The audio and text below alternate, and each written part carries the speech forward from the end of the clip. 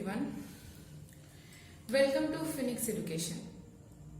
আজকে আমরা পড়ব কন্ট্রোল সিস্টেম, নতুন সাবজেক্ট এটা একটা। আগে এই সাবজেক্টটা পড়ার আগে আমাদের জানতে হবে যে আমরা এই সাবজেক্টটা কেন পড়ব বা এই সাবজেক্টটার তাৎপর্য কি। কন্ট্রোল সিস্টেম কথাটা দেখেই আমরা বুঝতে পারছি যে এখানে দুটো ওয়ার্ড আছে, একটা কন্ট্রোল এবং একটা সিস্টেম।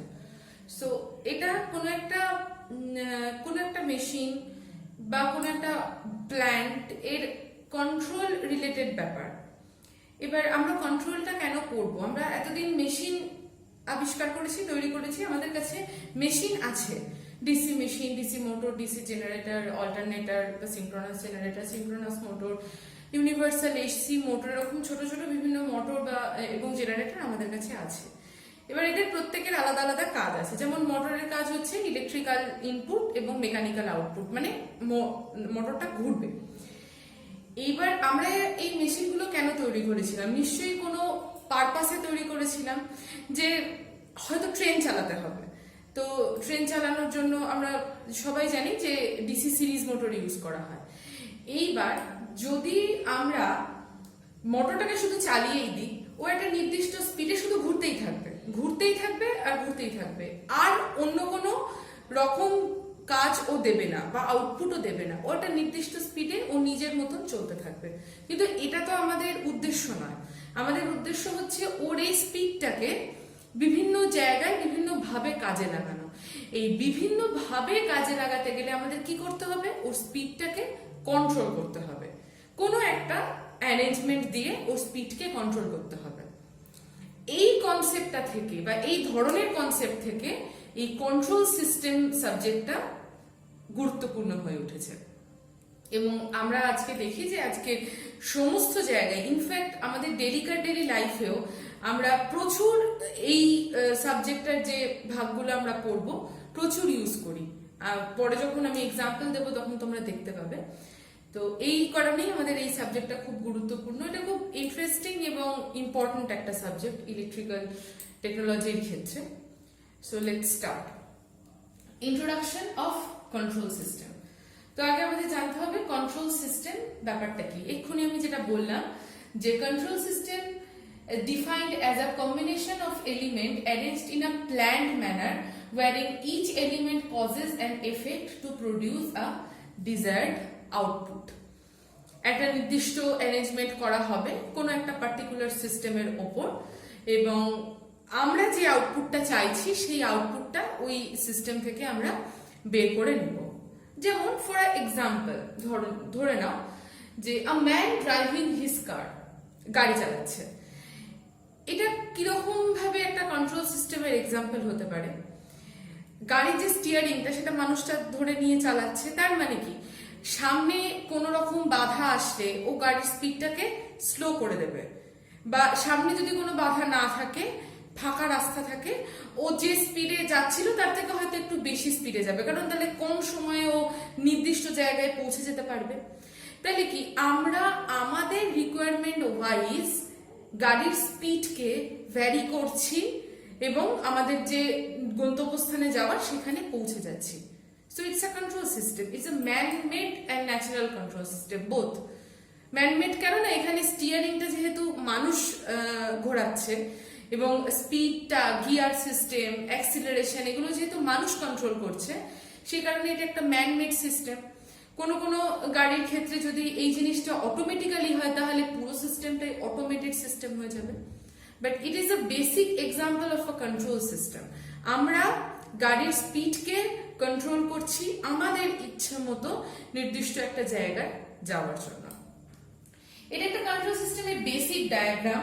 এখানে একটা ইনপুট আছে, ভেতরে একটা কন্ট্রোল অ্যাকশন হচ্ছে, এখানে একটা আউটপুট আছে। ফর এক্সাম্পল অফ দিস কার, এই গাড়ির ইনপুটটা কি? ওই গাড়ির তেল, ইঞ্জিনে যে ফুয়েলটা আমরা দিচ্ছি সেটা হচ্ছে গাড়ির ইনপুট, যার জন্য ইঞ্জিনটাকে ঘোরাচ্ছে। কন্ট্রোল অ্যাকশনটা কি? কন্ট্রোল অ্যাকশন হচ্ছে আমরা যে স্টিয়ারিং, গিয়ার, অ্যাক্সিলারেটর এগুলো দিয়ে গাড়ির স্পিডকে কন্ট্রোল করছি। আর আউটপুট কি? গাড়ির স্পিডটা হচ্ছে আউটপুট, গাড়িটা কত স্পিডে যাচ্ছে। এটা একটা বেসিক কন্ট্রোল সিস্টেমের ব্লক ডায়াগ্রাম, যেখান থেকে কন্ট্রোল সিস্টেমটা কি সেটা বোঝা যায়। এবার আমরা দেখবো যে এর কিছু গেছে, মানে কন্ট্রোল সিস্টেম কবে আবিষ্কার হয়েছিল মোটামুটি যতটা দেখা যায় যে ফার্স্ট সিগনিফিকেন্ট ওয়ার্ক কন্ট্রোল সিস্টেমের ক্ষেত্রে হচ্ছে জেমস ওয়াটের automatic steam engine, speed control of a steam engine. আমরা সবাই জানি যে জেমস ওয়াট স্টিম ইঞ্জিন তৈরি করেছিলেন। মোটামুটি 18th সেঞ্চুরিতে এই কাজটা হয়। তারপরে আস্তে আস্তে মিনস্কাই, নাইকুইস্ট, হেজেন 1922 সালে, 1932 সালে, 1934 সালে আস্তে আস্তে বিভিন্ন মেকানিজম তৈরি করে। নাইকুইস্টের নামটা খুব গুরুত্বপূর্ণ, কারণ কন্ট্রোল সিস্টেম পড়ার সময় তোমরা নাইকুইস্টের নাম বারবার পাবে। নাইকুইস্ট প্লট আছে। সার্ভো মেকানিজম তৈরি করেছিলেন হেজেন, আবিষ্কার করেছিলেন। এই সার্ভো মেকানিজম ওয়ার্ডটাও তোমরা নেক্সটে অনেকবার পাবে। সার্ভো খুব ইম্পর্টেন্ট পার্ট একটা কন্ট্রোল সিস্টেমের। তারপর আস্তে আস্তে আরো উন্নত করা হয় কন্ট্রোল সিস্টেমকে। ফ্রিকোয়েন্সি ডোমেন অ্যানালিসিস করা হয়, টাইম ডোমেন অ্যানালিসিস করা হয়, transfer function, state space variable দিয়ে ম্যাথমেটিক্যাল মডেলিং গুলো করা হয়, অ্যান্ড সো অন। এইভাবে আস্তে আস্তে সাবজেক্টের অ্যাডভান্সমেন্ট হতে থাকে। তো এটাই মোটামুটি একটা কন্ট্রোল সিস্টেমের ব্রিফ হিস্ট্রি। তোমরা যদি চাও তোমরা গুগল সার্চ করে নিতে পারো, আরো ভালো হিস্ট্রি তোমরা পাবে। এবার আমরা কিছু বেসিক টার্মিনোলজি দেখব, যে যে কথাগুলো বারবার আমাদের এই সাবজেক্টটার সঙ্গে সঙ্গে আসবে, সেই কথাগুলোর এক্স্যাক্টলি মানেটা কি সেটা আমরা দেখব। প্রথমে আমরা যেটা দেখবো সেটা হচ্ছে control variable and control signal. কাকে কাকে আমরা কন্ট্রোল করব বা কি দিয়ে আমরা কন্ট্রোল করব, আগে এটা দেখি। The control variable is the quantity or condition that is measured or controlled, মানে যেটাকে কন্ট্রোল করা হচ্ছে তাকে কন্ট্রোল ভ্যারিয়েবল বলে। আর কন্ট্রোল সিগন্যাল হচ্ছে যেটা দিয়ে কন্ট্রোল করা হচ্ছে তাকে কন্ট্রোল সিগন্যাল বলে। অনেক সময় ইনপুটটাকে কন্ট্রোল সিগন্যাল হিসাবে ধরা হয়, কিন্তু পরে যখন আরো ডিটেলসে যাবে তখন দেখবে যে কন্ট্রোল সিগন্যালকে একটা রেফারেন্স ইনপুট কথাটা বলে এখানে বলা হয়, রেফারেন্স ইনপুট, বা অনেকে এটাকে এরার সিগন্যালও বলে। তো এটা আরো ডিটেলসে পরে জানতে পারবে। মোটমাট কথা হচ্ছে যে যাকে কন্ট্রোল করা হচ্ছে সে হচ্ছে কন্ট্রোল ভেরিয়েবল, আর যাকে দিয়ে কন্ট্রোল করা হচ্ছে the control signal is the quantity or condition that is varied by the controller so as to affect the value of the control variable, মানে যাকে দিয়ে কন্ট্রোল করা হচ্ছে সেটা হচ্ছে control signal. For example of car, যদি গাড়ির example ধরা যায় তাহলে কন্ট্রোল ভেরিয়েবলটা কি? কন্ট্রোল ভেরিয়েবল হচ্ছে স্পিডটা, কারণ ওটাকেই বাড়াচ্ছি কমাচ্ছি। আর কন্ট্রোল সিগন্যালটা কি? কন্ট্রোল সিগন্যাল অনেক কিছু, যেমন ওই স্টিয়ারিংটা দিয়ে আমরা গাড়িটাকে ঘোরাচ্ছি, বা অ্যাক্সিলারেটর দিয়ে গাড়ির স্পিডকে বাড়াচ্ছি কমাচ্ছি, গিয়ার দিয়ে কন্ট্রোল করছি। তো এগুলো সব একটা একটা কন্ট্রোল সিগন্যাল। আর কন্ট্রোল ভেরিয়েবল হচ্ছে স্পিড। কন্ট্রোল, বারবার এই কথাটা আসবে, কন্ট্রোল। কন্ট্রোল মানে কি? measuring the value of the controlled variable of the system and applying the control signal to the system to correct or limit deviation of the measured value from desired value। এই পুরো প্রসেসটাকে, মানে কি, control ভেরিয়েবলের যে ভ্যালুটা, মানে ধরো একটা গাড়ির স্পিড 10 কিলোমিটার পার আওয়ার, এইটাকে আমরা আগে মাপবো এবং তারপরে এই গাড়ির স্পিডটাকে আমরা ভ্যারি করছি বিভিন্ন অ্যাক্সিলারেটরের সাহায্যে বা যে যে সিস্টেমগুলো বললাম তার সাহায্যে। এই পুরো প্রসেসটাকে বলা হয় কন্ট্রোল অ্যাকশন বা control system. It's very important term. System কি, কি ধরনের সিস্টেম, সবার আগে জানতে হবে যে সিস্টেম কি। সিস্টেম হচ্ছে একটা এন্টিটি বা এমন একটা জিনিস where any input is applied and output produced for the particular input combination। এই জিনিসটা ডিজিটালেও অনেকবার আমরা দেখেছি যে একটা ইনপুট দেওয়া হলো, অ্যাডার কি করছে, যোগ করছে, একটা আউটপুট বের করে দিচ্ছে। ডিজিটালে আমরা দেখেছি, simple. So it's a system. So it is an entity where any input applied, যে কোনো ইনপুট আমরা দেব এবং যার জন্য একটা আউটপুট আমরা পাবো। আর যদি বুকিশ ল্যাঙ্গুয়েজে সিস্টেমকে ডিফাইন করতে হয় তাহলে এভাবে ডিফাইন করা হয়, a system is combination of component that act together and perform a certain objective. It's a bookish language, আর এটা হচ্ছে বোঝার জন্য। এটা একটা এন্টিটি যেখানে একটা ইনপুট আছে আর তার জন্য একটা আউটপুট আছে। তো সিস্টেমের একটা এক্সাম্পল, ব্লক ডায়াগ্রাম হিসাবে আমরা সিস্টেমকে কিভাবে লিখতে পারি? এইভাবে আমরা লিখতে পারি যে এটা একটা সিস্টেম, ধরে নিলাম নাম জিএস, এখানে একটা ইনপুট আছে আর এখানে একটা তার জন্য আউটপুট আছে। নর্মালি এই ইনপুট সিগন্যালটাকে কন্ট্রোলের ভাষায় রেফারেন্স ইনপুট বলা হয়, তাই একে আরটি বলে ডিনোট করা হয় আর আউটপুটকে সিটি বলে ডিনোট করা হয়। আচ্ছা, এখানে এই যে ব্র্যাকেটে টি লিখছি এটার মানেটা কি? এই ব্র্যাকেটে টি লিখছি মানে হচ্ছে টাইম ডোমেনে অ্যানালিসিস হচ্ছে। টাইম ডোমেন ব্যাপারটা কি একটু বলে দিই। টাইম ডোমেন মানে হচ্ছে, ধরো একটা ইকুয়েশন আছে, সমীকরণ f of t equals to t square plus t plus t square plus 3t plus 2, এমন একটা কোনো ধরো সমীকরণ আছে। মানে কি, এখানে t মানে হচ্ছে টাইম, টাইমের সঙ্গে সঙ্গে মানে যদি t equals to 1 হয় তাহলে এই সমীকরণটার একটা ভ্যালু থাকবে, তো f of t এর একটা মান থাকবে তো নির্দিষ্ট। t equals to 1, এখানে t এর জায়গায় 1 বসাও, তাহলে কি মান হবে? t স্কয়ার মানে 1 প্লাস 3 প্লাস 2 6, তাই তো? আবার t equals to 2, এর জন্য f of t এর একটা মান থাকবে, নির্দিষ্ট মান থাকবে, যেমন 2 square plus 3 into 2 plus 2, 4 plus 6 plus 2।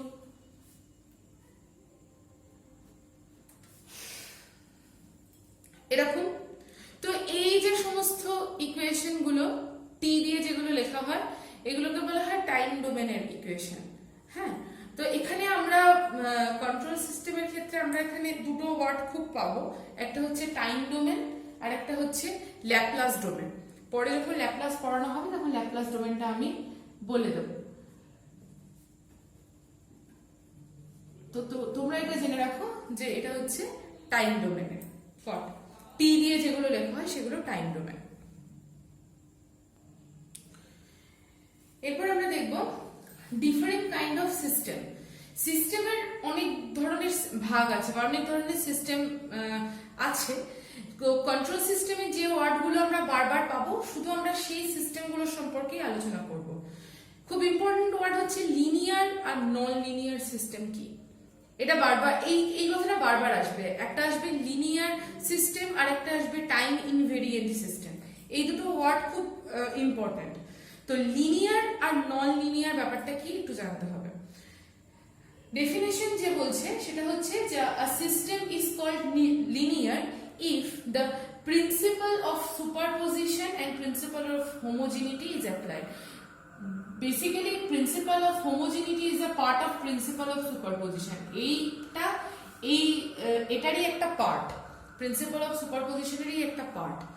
তো in short, a system is called linear তখনই লিনিয়ার বলা হবে যদি তার মধ্যে প্রিন্সিপাল অফ সুপারপোজিশনটা অ্যাপ্লাই করা যায় এবং সে যদি প্রিন্সিপাল অফ সুপারপোজিশনকে মেনে চলে।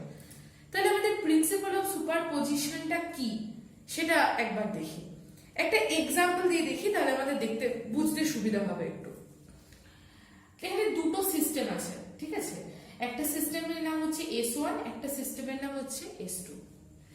এখানে একটা ইনপুট আছে U1T, আউটপুট হচ্ছে Y1T for system S1। Input আছে U2T, আউটপুট হচ্ছে Y2T ফর সিস্টেম S2। দুটো সিস্টেম 1 and 2। আমরা যদি এই দুটো সিস্টেমকে এমনি নর্মালি যোগ করি, জাস্ট যোগ করছি আমরা, U1T প্লাস U2T যদি করি আলাদা আলাদা করে, তাহলে নিশ্চয়ই তার আউটপুট দুটো আলাদা আলাদা করে যোগ হবে। আলাদা আলাদা করে যোগ হচ্ছে। U1T প্লাস U2T করেছি তাহলে নিশ্চয়ই Y1T আর Y2T দুটো অ্যাড হবে। এদিকে যদি এরিথমেটিক্যাল অপারেশন হয় এদিকেও এরিথমেটিক্যাল অপারেশন হবে। এবার কোনো একটা সিস্টেম যেটা নতুন, ধরে নিলাম সেটা S3, তার ইনপুটই দেওয়া হলো দুটো সিস্টেমের যোগফল। Is it clear? এটা পুরোটাই ইনপুট, কিন্তু আলাদা আলাদা করে যোগ করছি না, পুরো এই যোগফলটাকেই আমরা ইনপুট হিসাবে ইউজ করছি, এটা টোটালটাই ইনপুট। তাহলে যদি আউটপুটটা এমন হয় যে আউটপুট এই আউটপুটের সঙ্গে মেলে, মানে নতুন সিস্টেমে এই সেম ইনপুট অ্যাপ্লাই করলে আউটপুট যদি y1t প্লাস y2t আসে, তাহলে আমরা বলতে পারি এই সিস্টেমটা লিনিয়ার হতে পারে। এটা হচ্ছে প্রথম শর্ত লিনিয়ার হওয়ার। Is it clear? দুটো আলাদা আলাদা ইনপুট আছে, দুটো আলাদা আলাদা আউটপুট আছে, দুটো আলাদা সিস্টেম। এই দুটোকে সিম্পলি যোগ করলাম আমি। যদি আলাদা আলাদা করে যোগ করি তাহলে তার আউটপুট গুলো আলাদা আলাদা করে যোগ হবে। এবার একটা নতুন সিস্টেমের ক্ষেত্রে এই পুরো যোগফলটাই আমরা ইনপুট হিসেবে ব্যবহার করলাম, আলাদা করে নয়, পুরোটাই একটা ইনপুট। তাহলে যদি তার আউটপুট এমন আসে যে আউটপুটটা এর সঙ্গে সমান, মানে আউটপুটটাও যদি y1t প্লাস y2t হয়, তাহলে আমরা বলতে পারি একটা সিস্টেম লিনিয়ার হতে পারে। আর নেক্সট প্রপার্টি কি? এটা হচ্ছে প্রপার্টি 1। আর প্রপার্টি 2 কি?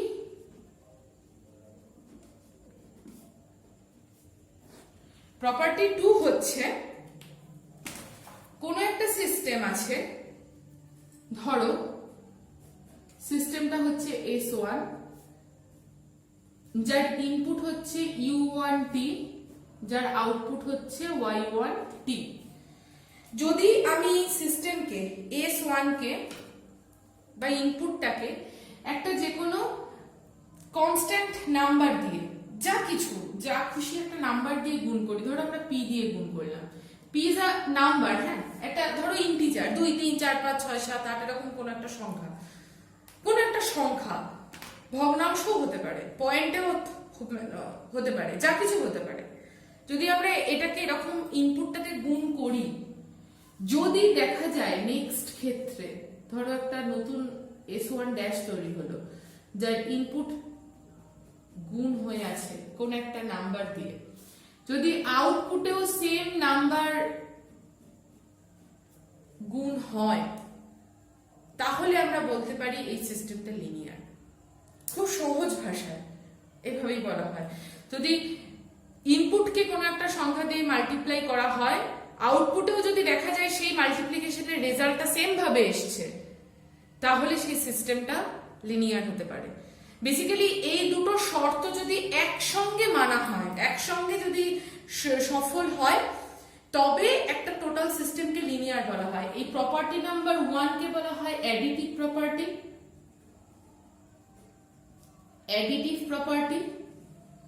আর প্রপার্টি নাম্বার 2 কে বলা হয় হোমোজেনিটি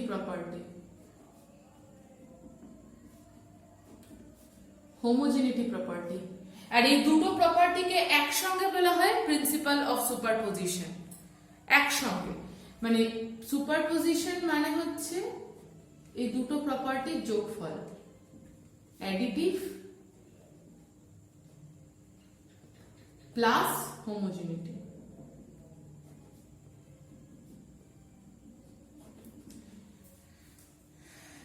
তো এই দুটো প্রপার্টি যদি সিদ্ধ হয় কোন একটা সিস্টেমে, তবে সেই সিস্টেমকে আমরা লিনিয়ার সিস্টেম বলতে পারি। এখানে আমরা লিনিয়ার সিস্টেম নিয়েই আলোচনা করব, বেসিক্যালি নন লিনিয়ার সিস্টেম নিয়ে আলোচনা করব না। নন লিনিয়ার মানে হচ্ছে যারা এই প্রপার্টিটা মানে না, যাদের ক্ষেত্রে অ্যাডিটিভ প্রপার্টি এবং হোমোজেনিটি প্রপার্টি সিদ্ধ নয়, তাদেরকে নন লিনিয়ার সিস্টেম বলে। কন্ট্রোলে আমরা বেসিক্যালি লিনিয়ার সিস্টেম নিয়ে আলোচনা করব। নন লিনিয়ার সিস্টেমের যে কন্ট্রোলটা সেটা আরেকটু আপার মানে একটু উঁচু গ্রেডের, ওটা পরে আসবে। তো এই গেল হচ্ছে আমাদের লিনিয়ার সিস্টেম। একটা ছোট এক্সাম্পল দিয়ে দেখে নিই যে লিনিয়ার সিস্টেমের একটা ছোট এক্সাম্পল। এটা একটা ফাংশন, এটা একটা সমীকরণ ধরে নাও yt equals to a of xt। বলেছে যে check it is linear or non linear, ঠিক আছে? তো প্রথমে আমরা ফাংশনটা লিখি yt equals to a of xt। আচ্ছা, প্রথম ধরো ফর ইনপুট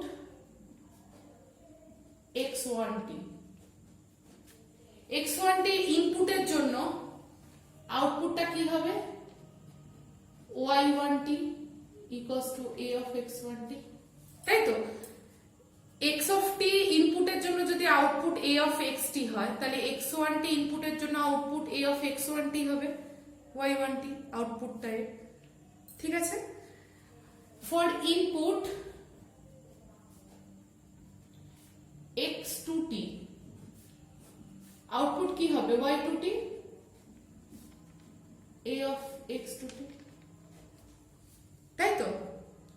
এবার যদি আমরা এই দুটো আলাদা আলাদা আউটপুটকে যোগ করি, এটা একটা আউটপুট নাম্বার 1, এটা একটা আউটপুট নাম্বার 2, এই দুটো সিস্টেমকে জাস্ট আলাদা আলাদা করে যোগ করছি, তাহলে কি হচ্ছে? y1t plus y2t equals to a of x1t plus a of x2t, আলাদা আলাদা করে যোগ করছি, তাহলে আমরা a কমন নিলে দেখতে পাচ্ছি যে x1t plus x2t। ক্লিয়ার এতটা? এবার নেক্সট স্টেপে আমরা কি করব? ইনপুট নেব এই দুটোর যোগফল, এই যে দুটো ইনপুটের যোগফলটাই আমরা একটা ইনপুট হিসাবে নেব। মানে কি, এখানে ইনপুটই হবে সিস্টেমটার জন্য x1t plus x2t, এই পুরোটাই হবে একটা ইনপুট। তাহলে আমরা আউটপুটটা কি দেখতে পারবো? আউটপুট y3t equals to কি হতে পারে? ইনপুট যদি xt হয় তাহলে আউটপুট যদি a of xt হয়, ইনপুট যদি এই পুরোটা হয় আউটপুট একই রকম ভাবে গুণ হবে।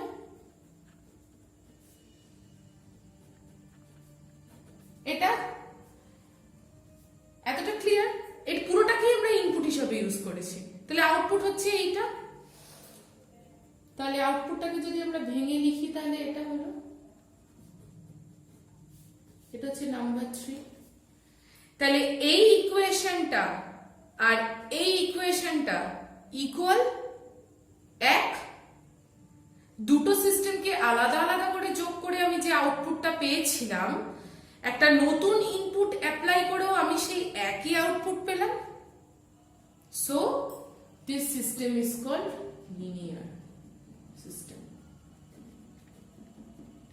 এ প্রিন্সিপাল অফ সুপারপজিশন মেনেছে, তাই এই সিস্টেমকে লিনিয়ার সিস্টেম বলা হবে।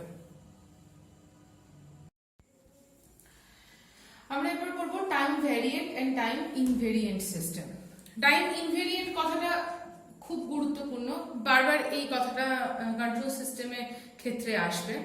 তো টাইম ইনভেরিয়েন্ট মানে হচ্ছে ইন্ডিপেন্ডেন্ট অফ টাইম, মানে এমন একটা সিস্টেম যে টাইমের উপর ডিপেন্ড করে না। আর টাইম ভ্যারিয়েন্ট হচ্ছে ডিপেন্ড অন টাইম, ডিপেন্ড করে। একটা এক্সাম্পল দিয়ে বোঝায়, ধরো এটা একটা ইনপুট u of t, একটা ইনপুট যেখানে t time Axis, at t equals to 0 মানে 0 থেকেই সিগন্যালটা শুরু হয়েছে। এটা হচ্ছে একটা ইনপুট যার আউটপুট হচ্ছে এই রকম, y of t হচ্ছে এর আউটপুটটা। এটা একটা সিস্টেম। এইবার যদি আমরা এই ইনপুটটাকে একটু শিফট করি, মানে t equals to capital T, ধরো এইরকম একটা জায়গা থেকে আমরা ইনপুটটা দিলাম, এটা হচ্ছে ইনপুট। এই সেম ইনপুটের জন্য u of t, এই সেম ইনপুটের জন্য যদি আউটপুটটাও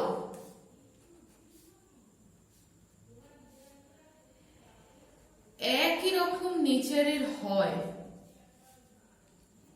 শুধু t তে শিফট করে যাবে, তাহলে আমরা এই ধরনের সিস্টেমকে বলতে পারি টাইম ইনভেরিয়েন্ট সিস্টেম।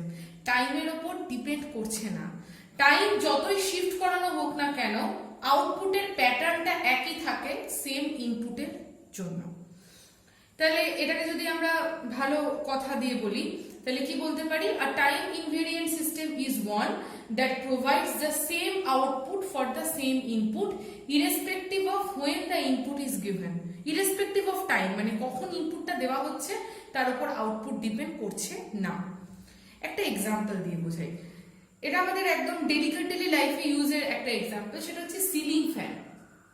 কিরকম এক্সাম্পলটা? তোমার ঘরে একটা সিলিং ফ্যান আছে, আমরা সিলিং ফ্যান মোটামুটি সবাই জানি। তো এই সিলিং ফ্যানের কাজটা কি? আমরা এখানে ইলেকট্রিক পাওয়ার ইনপুট হিসাবে দিই এবং আউটপুট হিসাবে পাই হচ্ছে মেকানিক্যাল পাওয়ার। ও ঘোরে ফ্যানটা এবং হাওয়া দেয়। ফ্যানটাকে তুমি একটা যে কোনো সময় এসে, দিনের কোনো সময় এসে পাওয়ার দিলে, সুইচ অন করলে এবং ফ্যানটা ঘুরলো, একটা নির্দিষ্ট স্পিডে ঘুরলো, ধরে নিলাম 400 আরপিএম, 200 আরপিএম, যাই হোক না কেন, কোন একটা স্পিডে ঘুরলো। কিছুদিন বাদে বা ধরে নিলাম 1 সপ্তাহ বাদে তুমি আবার এসে ফ্যানটাকে সুইচ অন করলে, ফ্যানটা ওই একই স্পিডে ঘুরবে। 1 মাস বাদে তুমি ফ্যানটাকে এসে সুইচ অন করো, ফ্যানটা ওই একই স্পিডে ঘুরবে। এবং 1 বছর বাদে তুমি ফ্যানটাকে এসে সুইচ অন করো, ফ্যানটা ওই একই স্পিডে ঘুরবে। এখানে আমি রেগুলেটরকে ধরছি না, শুধু একটা সুইচ আর একটা ফ্যানকে ধরছি। তাহলে কি দেখাচ্ছে, তুমি যতই টাইম শিফট করো না কেন, তোমার ইনপুট একই হওয়ার জন্য আউটপুটের প্যাটার্ন কিন্তু একই থাকছে। যেমন ceiling fan, input electric power, output হচ্ছে মেকানিক্যাল আউটপুট। যখনই তুমি সুইচ অন করো তখনই ফ্যান ঘুরবে এবং একটা নির্দিষ্ট স্পিডেই ঘুরবে। হ্যাঁ, এখন বলা যেতে পারে যে একটা ফ্যানকে যদি আমরা বেশ কয়েক বছর বাদে এসে চালাই, তাহলে তার মধ্যে কিছু যান্ত্রিক গোলযোগ দেখা যায়, যেমন কি বেয়ারিং গুলো খারাপ হয়ে যায়, কন্ডেন্সারটা নষ্ট হয়ে যায়। সেগুলো একটা অ্যাজাম্পশন হিসাবে আমরা ধরে নিতে পারি, ধরে নিলাম এগুলো খারাপ হয়নি। তো বেয়ারিং কন্ডেন্সার খারাপ হওয়ার ফলে স্পিড তো ভ্যারি হতেই পারে। তখন কি আর এই সিলিং ফ্যানের এক্সাম্পলটাকে টাইম ইনভ্যারিয়েন্ট বলা যেতে পারে? না, বলা যেতে পারে না, টাইম ভ্যারিয়েন্টই বলা যাবে। কিন্তু ওইটুকু সামান্য স্পিডের ভ্যারিয়েশন তো আমরা নেগলেক্ট করতেই পারি। নর্মালি পার্টিকুলার টাইম ইনভেরিয়েন্ট বলে কিছু হয় না, এটা প্র্যাকটিক্যালি খুবই অসম্ভব। কিছু ভ্যারিয়েশন থাকেই, তো সেই স্মল ভ্যারিয়েশন গুলোকে আমরা নেগলেক্ট করি।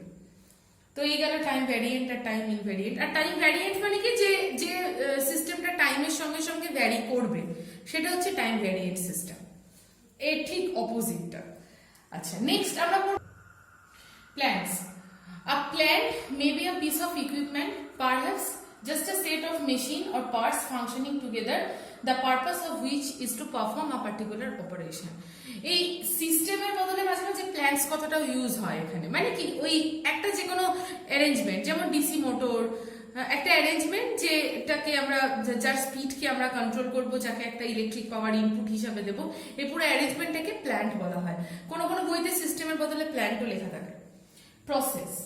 প্রসেসটা কি, এই পুরো পার্টিকুলার অপারেশনটাকে প্রসেস বলা হয়। বুকিশ ল্যাঙ্গুয়েজে একবার ডেফিনেশনটা দেখে নিই। Natural progressive continuing operation or development marked by a series of gradual changes that succeed one another in a relatively fixed way and lead toward a particular result. মানে আমরা যে speed control করি, আমরা এই ফ্যানকে চালাচ্ছি, একটা পার্টিকুলার প্রসেস, সুইচ অন করছি, ফ্যান ঘুরছে, আমরা আউটপুট পাচ্ছি। So it's a process. Disturbance and noise. ডিস্টারবেন্সটা কি? ডিস্টারবেন্স হচ্ছে এমন একটা সিগন্যাল যেটা আমাদের সিস্টেমের ওপর একটা অন্যরকম এফেক্ট, অ্যাডভার্স এফেক্ট দেবে। যেরকম কি, যেমন হারমোনিক ডিস্টরশন, একটা সিগন্যালকে ডিস্টর্টেড করে দেয়, মানে একটা ইউনিফর্ম সিগন্যালকে একটু বেঁকিয়ে চুরিয়ে অন্যরকম করে দেয়, সেটা হচ্ছে ডিস্টারবেন্স বা নয়েজ।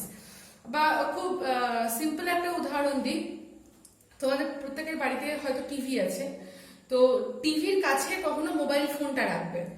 এবার টিভিটা চলছে কন্টিনিউয়াসলি, এইবার দেখবে যে মোবাইলে যদি ফোন আসে, তাহলে দেখবে যে যতক্ষণ ওই ফোনটা এলো বা ফোনটা বাজছে, কিছুক্ষণের জন্য টিভির পিকচারটা একটু হেজি হয়ে যায়, একটু নাড়াচাড়া হয়। তো এইটাও একটা নয়েজ হিসাবেই আমরা দেখি, এটাকে বলা হয় ইন্টারফারেন্স। যে টিভির সিগন্যালের সঙ্গে আমাদের ফোনের যে সিগন্যালটা আসছে, এই দুটো সিগন্যালের ইন্টারফারেন্স হচ্ছে, সেই কারণে একটা হেজিনেস তৈরি হচ্ছে টিভির পিকচারের মধ্যে। সো এই ডিস্টারবেন্স বা নয়েজ বেসিক্যালি দু প্রকার। একটা হচ্ছে যে if a disturbance is generated within a system, তাকে বলা হয় ইন্টারনাল নয়েজ বা ইন্টারনাল ডিস্টারবেন্স। আর একটা হচ্ছে এক্সটার্নাল, যেটা while an external disturbance generated outside the system. Normally harmonic effect যেগুলো হয়, এই কথাটা আমরা মেশিনের ক্ষেত্রে দেখেছি। ইনফ্যাক্ট আমরা এটাও দেখেছি যে অল্টারনেটরের ফুল পিচ কয়েলকে শর্ট পিচ কয়েল করা হয় হারমোনিক ডিস্টরশনটাকে রিডাকশন করানোর জন্য বা কমানোর জন্য। তো এগুলো হচ্ছে ইন্টারনাল হারমোনিক্স, মেশিনের মানে সিস্টেমের নিজের ভেতরে ইনপুট সিগন্যালের নয়েজের জন্য এই ধরনের হারমোনিকটা তৈরি হয়।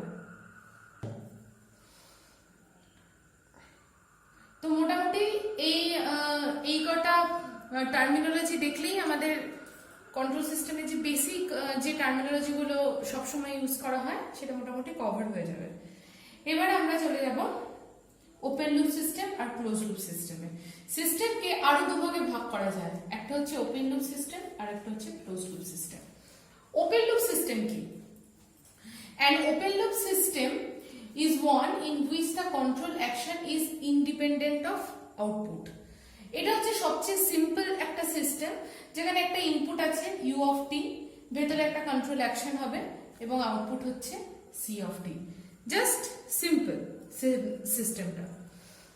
যেরকম একটা সহজ এক্সাম্পল দিয়ে বোঝাই ওপেন লুপ সিস্টেম কি হয়। ধরো তোমার সিলিং ফ্যান দিয়ে বোঝাই। সিলিং ফ্যানে কোনো রেগুলেটর নেই, রেগুলেটর ছাড়া যে সিলিং ফ্যানটা মানে তুমি জাস্ট সুইচ অন করছো এবং ফ্যান ঘুরছে, এই যে সিস্টেমটা এটা হচ্ছে open loop system, independent of output. Switch on করা মানে ইলেকট্রিক পাওয়ার দেওয়াটা হচ্ছে ওখানে ইনপুট, আর ফ্যানটা ঘুরছে, আমরা আমরা হাওয়াটা পাচ্ছি, সেটা হচ্ছে আউটপুট। একটা সিম্পল সিস্টেম। এখানে আউটপুটের সঙ্গে ইনপুটের কোনো রকম সম্পর্ক নেই, কোনো কানেকশন নেই। ইনপুট যাই হোক না কেন আউটপুট তার নিজের মতন ফিক্সড থাকবে। আর একটা সহজ এক্সাম্পল দিয়ে দেখাই, সেটা হচ্ছে যে প্রত্যেকের বাড়িতে গ্যাস আছে, মানে রান্না করার যে গ্যাসগুলো আর কি, ওভেন যেটাকে বলে, প্রত্যেকের বাড়িতেই মোটামুটি আছে। তো ওভেনে ধরো তুমি ওভেনটাকে জ্বালালে, গ্যাস জ্বললো মানে আগুন জ্বলছে, তো তুমি ওভেনটা জ্বালালে আগুনটা জ্বলছে, ব্যাস এইটুকু কাজটা হচ্ছে একটা ওপেন লুপ সিস্টেম। আমি গ্যাসের নবটাকে বাড়ানো কমানোর কথা কিন্তু বলছি না, গ্যাসের নবটা ফিক্সড আছে, তুমি জাস্ট লাইটার দিয়ে আগুনটা ধরিয়ে দিলে। এই যে কাজটা হলো, তুমি লাইটার দিয়ে আগুনটা ধরালে আর ও আগুনটা জ্বলছে, this is an example of open loop system, daily car daily. আর যদি বইতে যে এক্সাম্পলগুলো দেওয়া থাকে সেগুলো যেমন ধরো washing machine, traffic light controller, এগুলো তোমরা পরীক্ষার খাতায় লিখতে পারো। আমি যেগুলো বললাম সেগুলো দৈনন্দিন জীবনে ইউজ হয়। তো এই ওপেন লুপ সিস্টেমের অ্যাডভান্টেজটা কি? প্রথম অ্যাডভান্টেজটা হচ্ছে এটা খুব সিম্পল একটা সিস্টেম এবং ইকোনমিক, মানে খরচাপাতি বেশি হয় না এই ধরনের সিস্টেমকে ইনকর্পোরেট করার জন্য। আর stability problem, open loop system সবসময় স্টেবল। স্টেবল মানে কি? মানে হচ্ছে যে তুমি সুইচ অন করলে ফ্যানটা ঘুরবে, ফ্যানের স্পিড কমা বাড়া করবে না, ও একটা নির্দিষ্ট স্পিডে নিজের মতন ঘুরে যাবে। Always open loop system stable, এর অন্য কোনো সমস্যা নেই। কিন্তু ডিসঅ্যাডভান্টেজ অনেকগুলো আছে, যেরকম ইনঅ্যাকিউরেট। আমি প্রথমেই বলেছিলাম আমাদের এই সাবজেক্টটা পড়ার গুরুত্বই হচ্ছে আমরা যেটা চাইছি আমরা সেটা পাচ্ছি কিনা। আমি ধরো বেশি হাওয়া চাই না ফ্যান থেকে, তো আমাকে তো ফ্যানের স্পিডটা কমাতে হবে।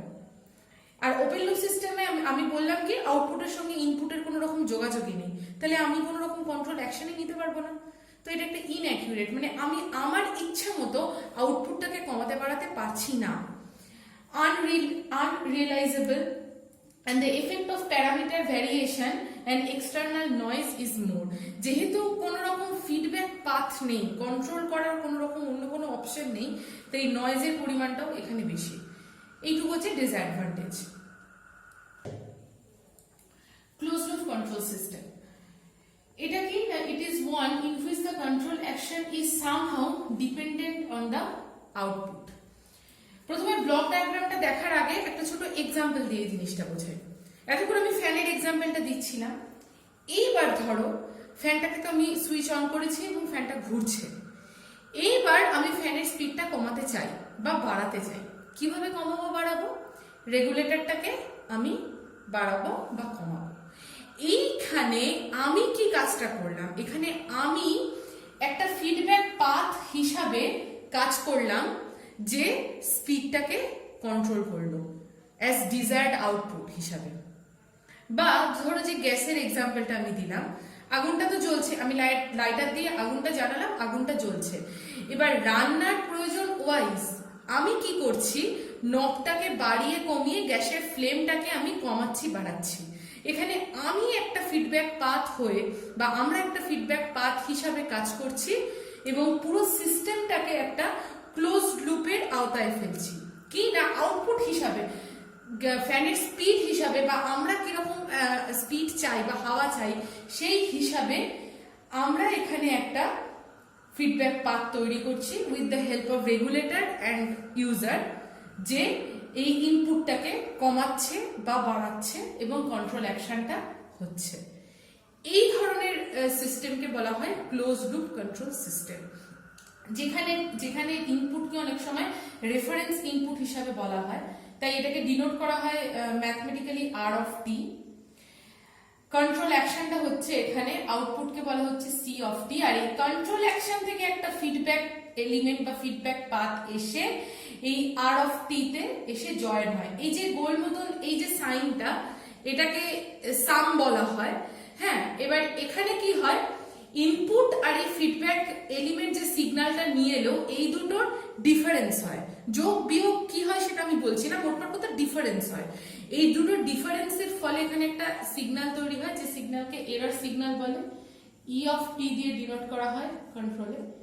এই এরর সিগন্যালটা এগেন কন্ট্রোল অ্যাকশনটা নেয় এবং আমরা আমাদের ডিজায়ার্ড আউটপুটটা পাই। যে ফ্যানের যে এক্সাম্পলটা দিলাম, সেখানে ফিডব্যাক পাথ কি, সেখানে আমি এবং রেগুলেটর একসঙ্গে একটা ফিডব্যাক পাথ তৈরি হচ্ছে। বা গ্যাস ওভেনের যে এক্সাম্পলটা দিলাম, সেখানে কি হচ্ছে, আমি ওভেনটাকে মানে নবটাকে বাড়িয়ে কমিয়ে ফ্লেমটাকে কন্ট্রোল করছি। তো আমি এবং ওই নবটাকে যে বাড়াচ্ছি কমাচ্ছি, এটা একটা ফিডব্যাক পাথ তৈরি হচ্ছে এবং টোটাল সিস্টেমটা একটা ক্লোজ লুপ কন্ট্রোল সিস্টেম তৈরি হচ্ছে। যদি আরো এক্সাম্পল নিই, যেমন ধরো এয়ার কন্ডিশন, যে এসি, তো যারা এসি ভালো করে দেখেছে তো তারা দেখবে বা তারা জানবে যে এসি তে নর্মালি কি হয়, ঘরের টেম্পারেচার ওয়াইজ ও নিজের ফ্যানটাকে অন করে বা অফ করে। যদি দেখে যে ওর ঘরের টেম্পারেচারটা ওর নিজের টেম্পারেচারের থেকে নেমে গেছে, ও অটোমেটিক্যালি ফ্যানটাকে বন্ধ করে দেয়।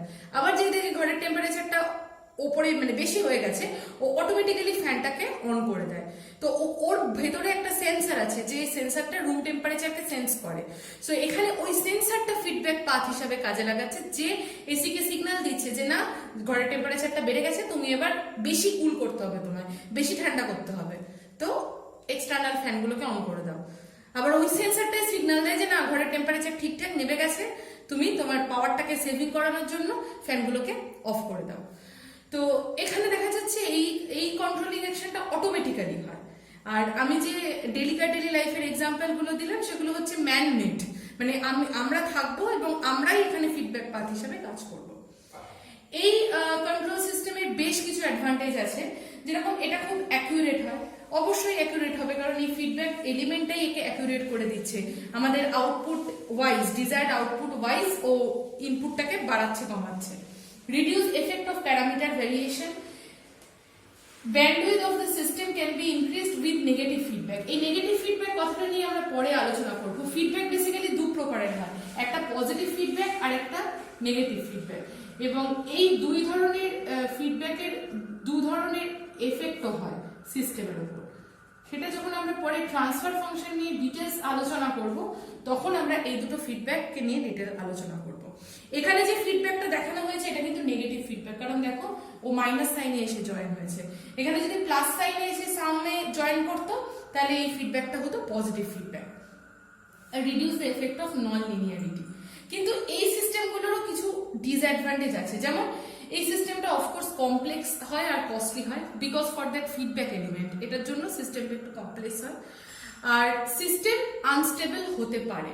আমি এর আগে বলেছি যে স্টেবিলিটিটা কখনো এই ফিডব্যাক এলিমেন্টের উপর নির্ভর করে না, ফিডব্যাক এলিমেন্ট অন্য কাজে লাগে একটা ক্লোজ লুপ কন্ট্রোল সিস্টেমে। স্টেবিলিটিটা অন্যভাবে আমরা এরপরে নির্ধারণ মানে এরপরে আমরা ক্যালকুলেট করব। তো কন্ট্রোল সিস্টেম, এই ক্লোজ লুপ কন্ট্রোল সিস্টেম মাঝে মাঝে আনস্টেবল হলেও হতে পারে, ওকে স্টেবল করার অন্য প্রসেস আছে।